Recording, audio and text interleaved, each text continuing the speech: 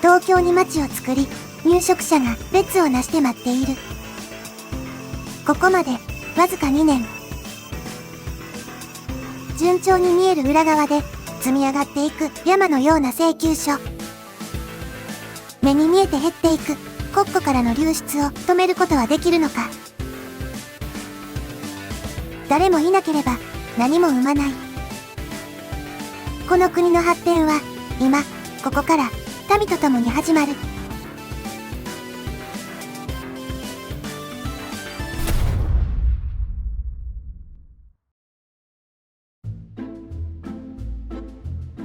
というわけで街づくりを進めていくよ。次に作っていくのは。待て待て、その前にやることあるだろ。え？前回の最後に体育館が燃えていただろ。あの火事を消さないといけないんじゃないか？え？問題ないよ。あ、消せたんだな。問題ないんだよ。え？次を始めるよ。街に人が住み始めると生活ゴミが出るようになるから、ゴミ置き場を作っておくよ。いや、火事がなかったなんてことはない。でも消防本部はあるし、消防車も配備されてる。火事があったはずの体育館も問題なく立っている。火事を消し止めたのか？いや、でも取り付く暇もない言い草、消したんならそう言えばいいはず。あ、この体育館、新築なのに少し焦げ臭い。燃えたけど建て直したのか？ということは、前回砂利を捨てたところのゴミ捨て場。ゴミが31トンだったのが220トンに増えてる。やはり、体育館は一度焼け落ちて、再度建て直したんだ。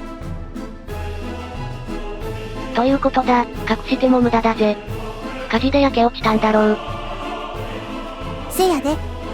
そしてそれを隠すために火事なんてないって言った、そういうことだな。いやいや、焼け落ちたのは事実やけど、別に隠そうなんて意図はないよ。でもさっき、火事なんてなかったって。火事がないんじゃない？問題がないって言ってたやろ。確かにそう言ってた気がするが。そもそも、消防本部があって、消防車がいても、消火するための人がいないからな。人民がいないと、火事になったら、ほぼ焼け落ちるんやで。いや、でも焼け落ちるのは大問題だろ。人民に被害がなければ、さほど大きな問題やないやろ。そもそも、人民、まだおらんし。まあ確かに言われてみたらそうかも。なんか腑に落ちないが。焼け落ちて再建したせいで、結構な金額の損失があったんやけど。人命が第一という雰囲気を前面に出せば、問題があったようには見えんからな。さて、そろそろ、元の話に戻すよ。ゴミ処理の基本なんだけど、各建物の周りにゴミ置き場を置いて、住民や従業員がゴミを捨てられるようにしておくんよ。次に、整備局を設置して、清掃車を配備。各ゴミ捨て場のゴミを、清掃車が集積場に持ってくるようにするっていう流れを作っておくよ。次に、流通事務所と車両基地を使って、生活に必要な物資を補給しておくよ。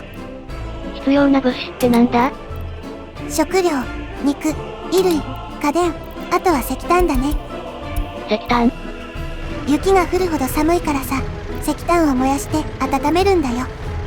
確かに、北国って暖炉で薪を燃やしているイメージあるよな。あ、でも、各家庭で燃やすんじゃなくて、専用の施設で燃やして、温水を各建物に供給する感じやけどな。ということは、食器洗う時やシャワーで温水使い放題？せやな。なら、いくらでも無駄遣いできるな。自分だけ無駄遣いしてもよい、みたいな考えはダメやで。ほいじゃ、それなりに気温も上がってきて過ごしやすい季節になったので、人民を招聘するよ。初めての国民だな。とりあえず、労働者250人とその家族を呼び寄せるよ。彼ら、彼女らは、この新天地で働き、生活し、働き、遊び、働き、次の国民を育てるんよ。何か複数聞こえた気がする。人が来るとなんか街っぽくなるな。活気づいたよね。あとはこれを続けていけばいいんだな。続けていければね。ということは、何か問題があるんだな。うちの国庫を見てよ。お金はあるな。ちなみに、これが来た時点の金額だよ。やべえ、減ってる。これ、もう次の街を作れないんじゃないか？まあまあ、マリサくん。まだ慌てるような時間じゃない。ということは、何か策があるんだな。せやで。国内で輸出できるものを作って、輸出することで外貨を稼ぐよ。あ、それ、YouTube の他の国を作る動画で見たことあるぜ。石油を掘って、輸出するってやつだろ。はあ、まだまだ甘いね、マリサくんは。この世界は、原油ゲート揶揄されるくらい、序盤の原油採掘は資金調達に最適なんよ。でもそれができるのは、資源大国の土地で人生イージーモードでやってるやつや。昔のアラブ諸国やロシアを見ても、原油取れるところを開発するのは余裕やろ。それを、資源の乏しいこの国でやろうというのは、資料が浅いってやつじゃないかな。でも、少しくらいはあるんじゃないか？そもそも、うちのやっている難易度だと、地質調査しないと、資源があるかもわからんし、原油の精錬するのにも技術開発が必要だからね。他の国でやっているからといって、安易に真似るのは破滅のもとやで。他国ちゃんちは他国ちゃんち、うちはうちや。うちに、そんな資源はありません。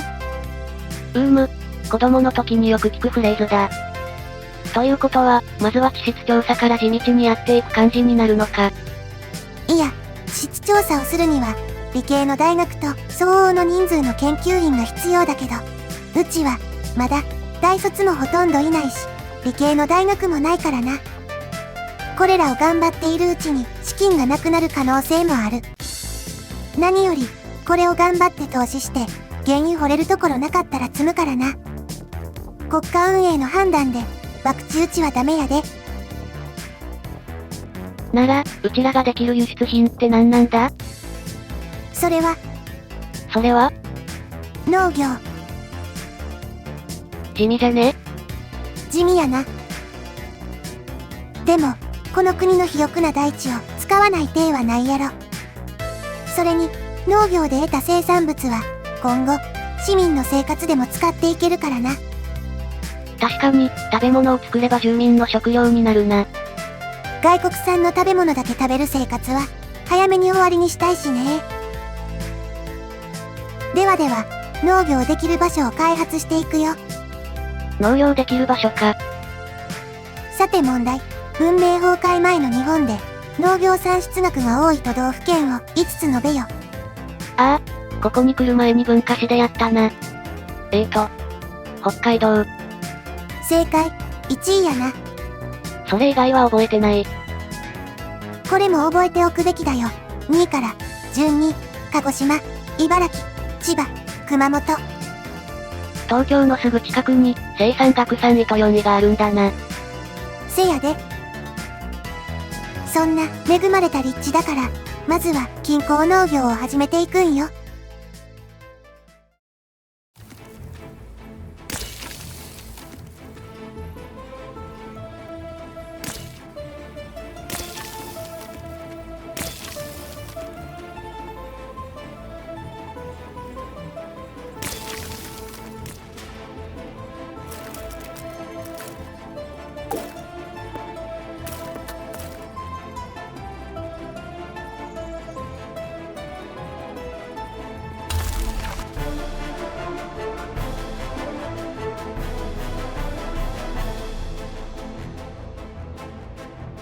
建設計画はこんな感じかな。茨城と千葉は完全に農業の地域だな。でもこれ、千葉の北西部とか茨城の南西部も全部が農地なんだな。文化史だと、町もあったみたいだけどね。茨城と千葉の民は、全部東京に住むことにするよ。ドーナツ化現象解消だな。建設計画の最後に、建設する建物が、全部消防署の範囲内に入っていることを確認しとくよ。緑になっていない場所もあるが、大丈夫なのか？よくわかんないけど、とりあえず、目の前の道路が黄色くなっていれば到達できるはずだよ。なら大丈夫そうだな。せやな。では、建設を開始しつつ、また解説をしていこうかね。農業に必要なのは、広い平地と建物、資源。広い平地ってことだと、東京近辺の平野がちょうどいいんだな。建物は何が必要なんだ？農場と農地と倉庫が必要だよ。農場では、種まき機と収穫機、トラックを配備して、農地の管理をするよ。農地は、実際に作物を育てる場所だよ。なるほど、農場が農家、農地が田んぼみたいなもんか。せやな。ちなみに、農場は AI が管理しているから、労働者がいなくても、作物は育てられるんけどな。この世界の AI すげえな。聞いていてふと思ったんだが、AI が勝手に種まきして、収穫してくれるなら、東京に人が住まなくても、作物だけ作っていればいいんじゃないか？いいところに気がついたね。確かに作物を育てるだけなら、人の手はいらないんだけど、火事とかあったりするから、最低限の人がいないと町は成り立たないんよ。あ、そうだったな。一応、外国人労働者で消防署を稼働させて無人化もできなくはないけど、この後、他の産業もやっていくことを考えると、町は必要かな。火事だ。病院が火事になったみたいね。でも、消防本部から消防車が向かっているからね、大丈夫だよ。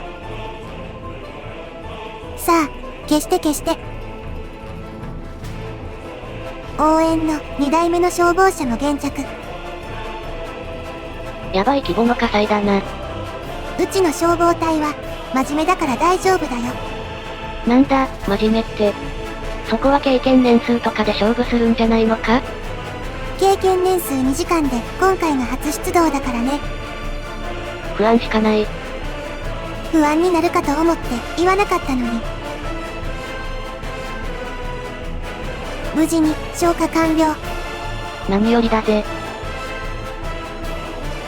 この真ん中左に映っているのが農場で、真ん中右に映っているのが穀物倉庫。奥の平らな部分が農地だよ。農場とは別に穀物倉庫が必要なのか？農場にも穀物倉庫はあるんだけど、申し訳程度の量しか入らないからね。穀物倉庫を併設させて保管する必要があるんよ。この建物も建築するのに手順を踏んでいるのか？基礎作り、コンクリの流し込み、屋根、内装の設置っていう手順で作ってるよ。こっちは一回り大きい中規模農場と大きめの穀物倉庫。農場や倉庫の大きさに種類があるんだな。大きいと性能がいい分、建築に必要な材料や土地が必要だからね。穀物を保管できる倉庫なんて9種類くらいあるから、どれにするか悩んじゃうよ。これで、今回の中で一番大きな農場と農地もできて、農地開発完了。お疲れ様だぜ。現在3月25日。なんとか年度中に終わらせることができたね。3年目の目標達成だな。ギリギリだけどね。そして春だから、ここから種まきの季節だな。せやな。では、種まきは次回にするとして、今回のまとめだよ。人口は0人だったのを、移民を呼んで377人に増やしたよ。その後、移民の人の家族が増えたりしたので、585人まで増えたよ。人口増加はいい感じだな。国庫は、もともと133万ルーブルあったのが、3年目始まりで45万6000ルーブルまで減っていて、さらに、農場開拓をしたことで3900ルーブルしか残っていません。破産病読み。まあ、まだまだ手はあるから。でも、こんな感じで、水戸、鹿島、千葉、市原、東金、勝浦あたりは農地化できました。地名つけられるんだな。そんなわけで続きは次回。またね。